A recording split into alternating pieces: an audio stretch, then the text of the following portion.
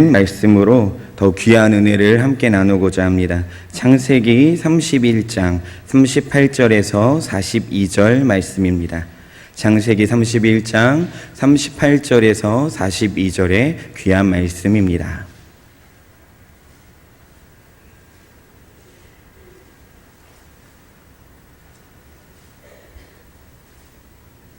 우리가 이 시간 다 찾으신 줄 알고 아멘 하시고 함께 봉독하시겠습니다. 아멘. 내가 이 20년을 외삼촌과 함께 하였거니와 외삼촌의 암염소들이 낙태하지 아니하였고 또 외삼촌의 양떼의 순양을 내가 먹지 아니하였으며 물려 찢긴 것은 내가 외삼촌에게로 가져가지 아니하고 낮에 밤에 도적을 맞았든지 내가 외삼촌에게 물어내었으며 내가 이와 같이 낮에는 더위를 무릅쓰고 밤에는 추위를 당하며 눈붙일 겨를도 없이 지내었나이다.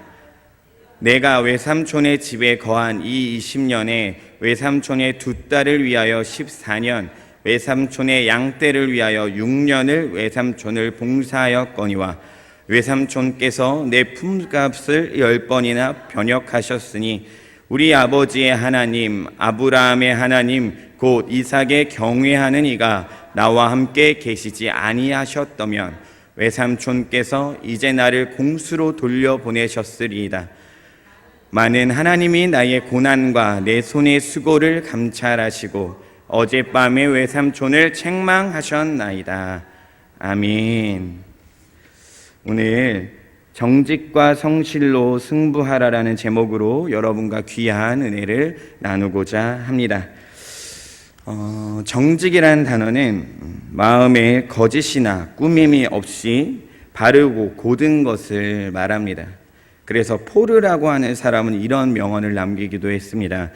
정직한 사람은 하나님이 창조한 가장 기품이 높은 작품이다라는 것입니다. 그리고 영국의 극작가이고 시인이었던 섹스피어는 정직만큼 풍부한 재산은 없다라고 표현합니다. 성실은 그럼 무엇이겠습니까? 성실은 정성스럽고 참됨을 말하는 것인데 얼마나 정성을 기울이고 참되게 일하는지를 표현하는 단어입니다. 그것에 따라 미국의 건국의 아버지 벤자민 프랭클린은 성실한 자에게는 모든 것이 쉽고 나태한 자에게는 모든 것이 어렵기만 하다라고 이야기를 합니다. 조금 처음부터 딱딱한 이야기로 들릴지 모르겠습니다. 정직이 무엇인가, 성실이 무엇인가. 지금 이 21세기에 맞지 않는 단어들로 오늘의 말씀을 시작하는 것 같아 보입니다. 오늘의 말씀의 주인공 야곱은 21세기보다 더 많이 정직과 성실에 가까워 있는 사람이 아닙니다. 왜냐하면 인터넷에서 야곱을 검색해 봤습니다. 웬만한 목사님들이 이렇게 제목을 잡고 설교를 하였습니다. 지렁이 같은 야곱, 그리고 도망치는 야곱, 거짓말하는 야곱, 축복권을 빼앗는 야곱, 다리를 절게 되는 야곱. 다른 내용이 들어가 있지 않고 이 야곱에 관한 이야기를 할 때마다 부정적이고 거짓말을 하고 사기를 치고 안 좋은 이야기들이 너무나도 많이 있었습니다. 그 중에 딱 하나 야곱의 축복에 관한 설교를 할 때만 축복에 관한 이야기를 하였습니다.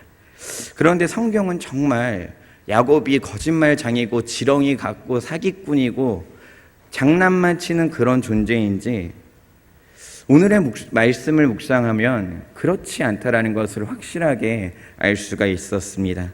이것에 관하여 두 가지 정도로 함께 나누며 말씀을 나눠보고자 합니다. 첫 번째입니다. 야곱의 정직과 성실입니다. 오늘 야곱이 이야기하는 내용들은 야곱이 형을 사기치고 거짓말을 하고 라반 삼촌에게로 갔다가 다시 그 삼촌 집에서도 나와서 자기 고향으로 돌아가고 있는 장면입니다. 오늘 야곱이 이야기하는 내용들은 메소포타미아 발굴지에서 양을 치는 자와 주인의 계약서의 내용과 비슷한 내용입니다. 무슨 내용이었냐면 라반에게 야곱이 가서 일을 하게 됩니다. 그 첫 번째 이유가 결혼을 하기 위해서, 여인을 나의 여인으로 취하기 위해서 7년을 일했는데 사기를 당합니다. 그래서 다시 한번 또 7년을 일합니다.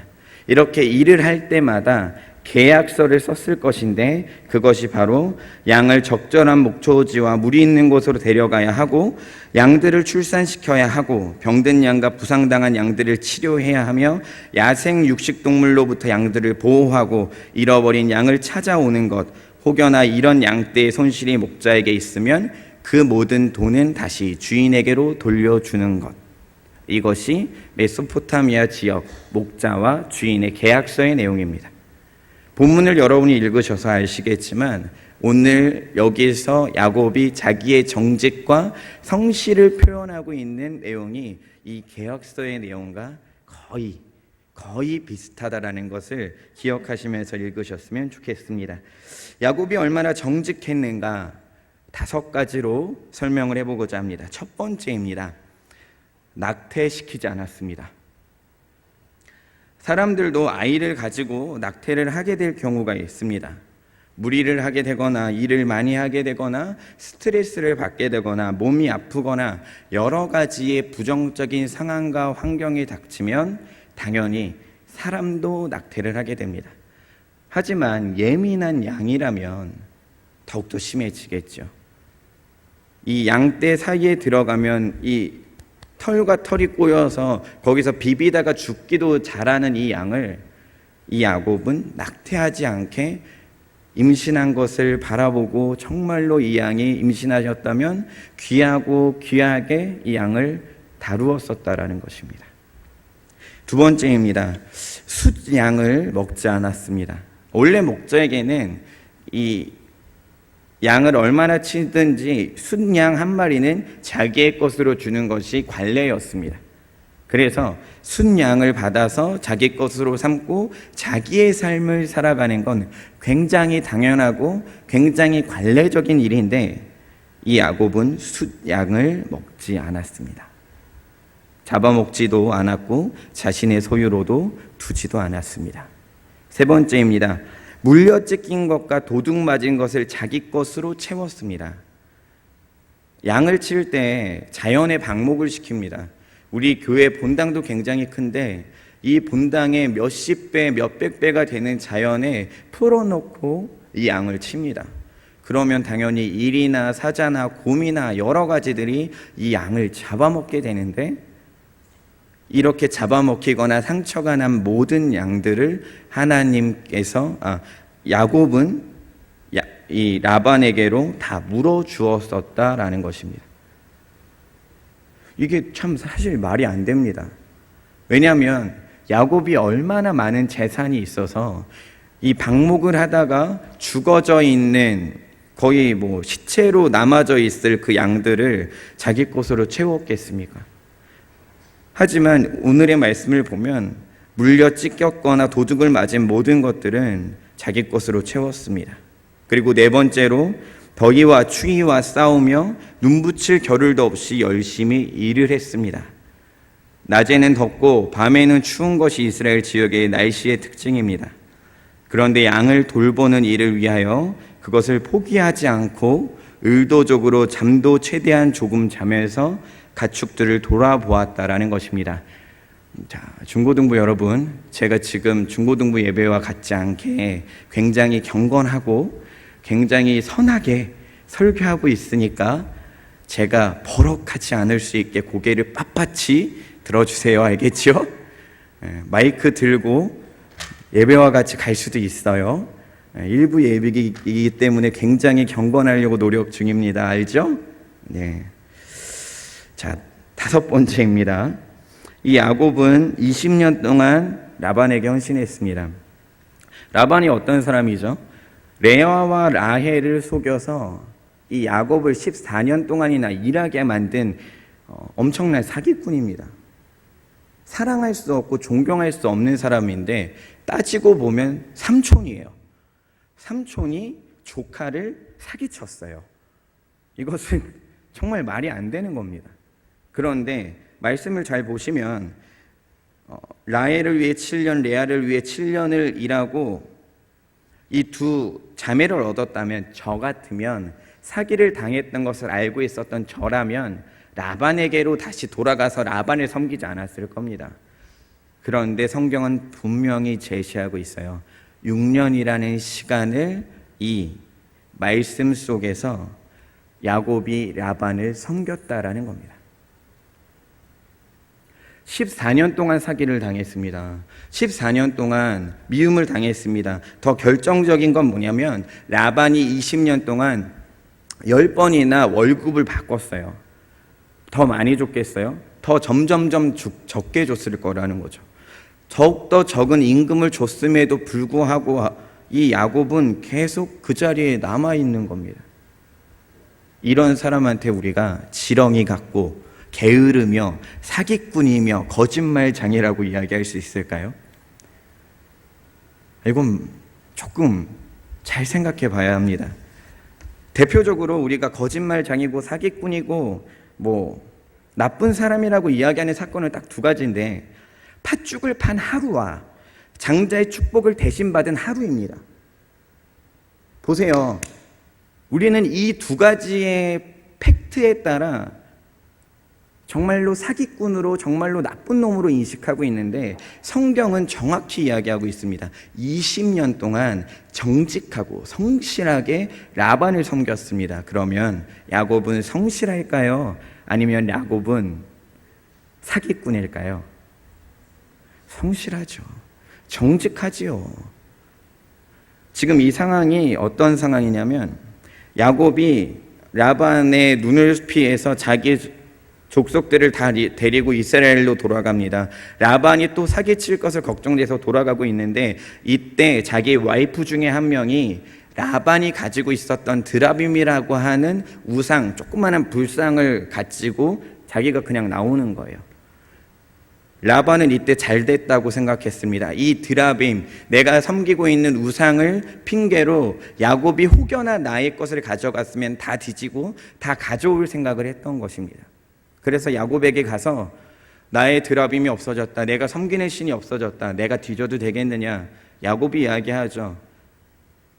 삼촌께서 뒤지셔서 그 드라빔이 나오는 사람은 죽이셔도 됩니다라고. 얼마나 자신이 있었으면, 얼마나 솔직하고 얼마나 자기 것만을 챙겼다면 라반 삼촌의 것을 이렇게 자기가 숨쳐오고 가져왔었다면 이 얘기를 못하는 상황인 것입니다. 그런데 야곱은 정직하게 다 돌아보라 이야기하고 마지막에 라반에게 이야기합니다. 드라빔을 찾았냐고. 여러분, 성경을 보면 정직과 성실한 자에게 주어지는 놀라운 축복이 있습니다. 오늘 말씀의 마지막의 말씀에도 이렇게 이야기합니다. 외삼촌께서 이제 나를 빈손으로 돌려보내셨으리다마는 하나님이 내 고난과 내 손의 수고를 보시고 어젯밤에 외삼촌을 책망하셨나이다 라고 이야기합니다. 라반이 이야기한 대로 10번이나 20년 동안 임금이 계속적으로 깎여왔습니다. 부유해질 수가 없습니다. 하지만 하나님께서 야곱을 부유하게 하신 것입니다. 그 중에 한 가지 이유, 정직하고 성실했기 때문이었습니다. 성경을 보면 정직과 성실에 관한 이야기가 많이 나옵니다. 그리고 이것에 대한 강조점이 많이 나옵니다. 하지만 세상을 보면 세상에는 유두리가 있고, 조금은 사기를 쳐도 되고, 조금은 거짓말을 해도 되고, 조금은 사람이 성공하기 위해서는 그 정도는 눈 감아줘야 된다라고 이야기를 합니다.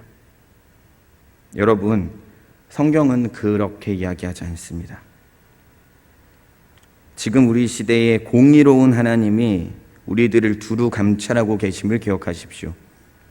하나님은 공의로우셔서, 공평하셔서 내가 정직하다면, 내가 성실하다면 그 사람을 붙들고 이끌고 나아가실 것입니다. 여러분에게 정직과 성실로 성공한 한 사람을 소개하고자 합니다. 이분이 교회를 다니는지는 잘 모르지만 이분은 자신의 책을 정정당당하게 이렇게 이야기했습니다. 나는 정직과 성실로 미국을 정복했다 라는 책의 이름입니다. 책을 보면서 굉장히 무서웠습니다. 미국이 얼마나 큰데 미국을 정복했다고 동양인 중에 한 명, 한국인 중에 한 명이 내용을 보니까 1930년도에 태어난 분이 이제는 돌아가셨어요. 그분이 그렇게 책을 썼습니다. 이분이 1930년 평안남도 성천에서 태어났습니다. 1950년에 월남 후에 연세대를 다녔고 미국으로 유학을 가게 됩니다. 그래서 토목공학을 전공하고 수많은 창의적 기술과 공법을 개발하여 5개의 미국 연방의 특허를 보유했다고 합니다. 자기가 스스로 자기의 책에 써 있습니다. 그분의 책의 내용을 조금 더 살펴보면 그분이 미국으로 가기 전에 백영중 씨라는 분인데 돈이 많이 없었다고 합니다. 그래서 이 1950년도에 환치기라는 것을 합니다. 여러분, 환치기가 뭔지 아십니까? 환치기, 판치기 이런 거 말고, 환율을 가지고 장난을 치는 건데요.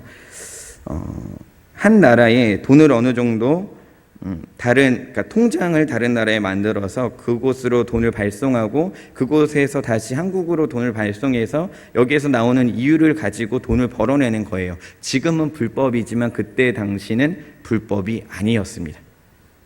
이 환치기로 최대한의 이익을 가지고 이 백영중 씨가 미국을 가게 됩니다. 그래서 미국에 도착해서 연세대를 졸업한 사람들의 도움을 받아 여러 가지 일을 시작할 수 있고 터를 잡을 수 있는 귀한 기회가 생겼습니다. 그때 미국에서 터를 잡고 있는 미국인들과 이 한국인들이 물어봅니다. 너가 미국으로 돌아올 때 어떤 돈을 가지고 돌아왔냐라는 것이었습니다. 한국은 그때 엄청나게 가난한 나라였고 그때 미국은 우리가 어마어마하게 따라갈 수 없는 환율의 차이를 두고 있는 나라였는데 백영중 씨가 가지고 있었던 자산이 어느 정도 있어 보이는 것을 미국에서 함께 일하고자 했던 사람들이 깨달았던 것입니다. 그래서 물어봅니다. 너가 이 돈을 어떻게 구했느냐? 백영중 씨는 이때 정직하게 성실하게 자기가 번 돈이 아닌데도 불구하고 이 경제적, 이 정직함의 수준이 너무나도 부족하여 솔직하게 자랑을 하며 이야기합니다. 제가 환치기라는 것을 했는데 이게 기가 막힙니다. 환치기 여러분 한번 해보시길 바랍니다. 우리가 가지고 있는 돈 100만 원이면 한 500만 원까지도 환치기로 돌려서 받아낼 수가 있습니다. 자랑을 했습니다. 미국에서 이 상황을 보았던 사람들이 백영중 씨를 호되게 혼내고 지금 너와 우리는 같이 일을 할 수 없다라고까지 이야기를 하게 됩니다. 이 사건을 경험하게 된 백영중 씨는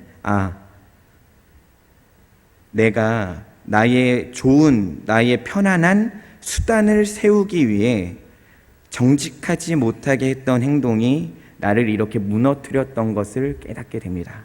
그리고 그의 삶의 목표를 정직과 성실로 바꾸고 점점 살아가게 됩니다.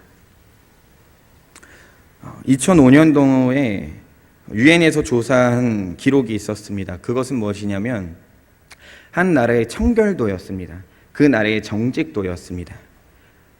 그 점수를 1점에서 10점이 만점이었는데 9점의 싱가포르와 노르웨이 정도가 있었고 7점에 미국이 있었고 우리나라는 몇 점이 됐을까요? 5.1점이 되었습니다. 미국과 노르웨이, 싱가포르를 따를 수 없는 5.1점의 우리나라의 정직도의 수준이었습니다. 그것은 무엇이냐면 우리는 회사에서 종이 하나 갖고 오고 볼펜 하나 갖고 오는 거 굉장히 그냥 간단하게 생각합니다. 자리의 이동이라고 생각합니다. 어느 정도냐면 교회에 있는 볼펜 가져가시는 거, 교회에서 A4 용지 가져가시는 거, 교회에서 드라이버 가져가시는 거, 볼트를 그렇게 사는데 볼트는 그렇게 없어집니다. 우리는 그렇게 볼트를 많이 쓰지 않는데 누가 그렇게 가져가는지 볼트 너트는 계속 없어지고 이런 것들입니다. 5.1점대라면 이런 상황이 되어지는 겁니다. 7점이라면 어떨까요? 회사에서 종이 한 장 가져가는 것이 불편해집니다. 내가 친구네 집에서 뭐 하나 갖고 오는 것이 마음에 걸려서 저녁에 전화해가지고 그걸 도시 돌려줘야 마음이 편안한 상태의 이 성도의 수준, 백성들의 수준, 성경만 읽었더니 이 민족의 수준이 달라집니다. 싱가포르와 노르웨이는 어떨까요? 더 심각하지요. 더 청결하지요. 더 정직합니다. 그 발표에서 이렇게 이야기하였습니다. 5.1점은 경제적 수준이 25만 달러 이상으로 올라갈 수 없다라는 발표였습니다. 7.1점이 되려면 25만 달러를 넘어서야 된다라는 것이었습니다. 정직해야 우리의 경제가 발전할 수 있다라는 이야기도 거기서 했는데, 그것보다 중요한 것, 우리는 얼마나 정직하냐라는 겁니다. 여러분이 생각하기에 사기를 치고 거짓말을 하고 어느 정도 유들이 있게 살아가는 것이 세상이 돌아가는 이치와 방법이 아니라는 겁니다. 정직하지 않고 성실하지 않으면 공의로운 하나님이 여러분을 지켜보고 계실 거라는 겁니다. 시험 기간이 다가왔습니다. 왜 이 설교를 준비했는지 아시지 않겠습니까?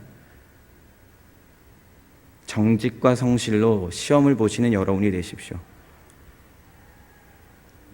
제가 대학교 1학년 때 딱 한 번 컨닝을 할 수 있는 기회가 있었습니다. 태어나서 지금까지 컨닝을 그렇게 해본 적이 없어요. 왜냐하면 공부를 열심히 했던 스타일이 아닙니다. 대학교에 와서 평점을 잘 맞아서 등록금을 받고 싶었기 때문에 대학교 1학년 때 한 번 컨닝을 할 수 있는 기회가 있었습니다. 뭐냐면 반 전체가 컨닝을 하는 거예요. 대학교인데도 놀라웠어요. 한 반에서 온전한 리더십이 발휘되었습니다. 대단한 사람이었습니다. 그 수업을 다시 재수강하는 사람이었습니다. 그 사람이 어디서 족보를 가져와서 시험 보기 1시간 전 공부하고 있는 사람들에게 한 장씩 뿌려줬습니다.